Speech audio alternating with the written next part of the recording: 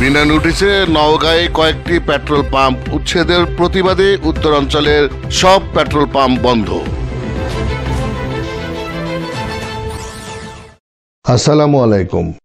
এমকে টেলিভিশনের পক্ষ থেকে আপনাদের আন্তরিক শুভেচ্ছা জানাচ্ছি আমি ইফতেখার। শুরুতেই শুনলেন সংবাদ শিরোনাম, এখন বিস্তারিত।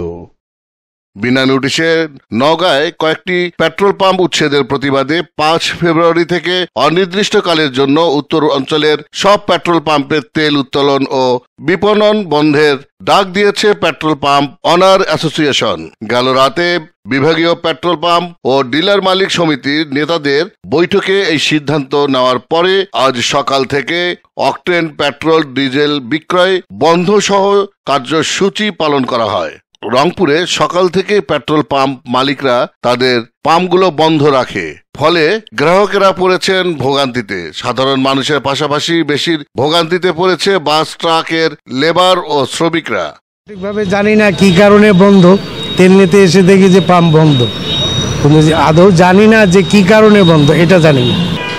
এখন এর বিষয়ে যে সরকার কি সিদ্ধান্ত নেবে, জনগণের দুর্ভোগের তো শেষ নেই।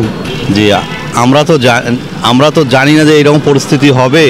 এখন আমরা সব যারা মোটরসাইকেল চালাই সবাই এখন আমরা ভোগান্তির মধ্যে হচ্ছে। এখন অনেক প্রয়োজনীয় কাজগুলো এবং অনেক কিছু জায়গায় যাওয়া দরকার, ব্যবসার ক্ষেত্রে হোক অনেক ক্ষেত্রে হোক, আমরা এখন ভোগান্তি ভুগতেছি। আমরা তো কেউ জানি না যে এরকম একটা সম্মুখীন হইতে হবে। এখন আমাদের দুর্ভিক্ষ অবস্থা, এখন যদি আমরা একটা ভাড়াও পাই তা আমরা তো তেল না পেলে ভাড়াটা মারবো কীভাবে? এখন ব্যবস্থা নিয়ে আমাদের না খেয়ে থাকা লাগবে, তাই না? আর আমরা কি করবো গরিব মানুষ। Iftekhar, news desk, MK television.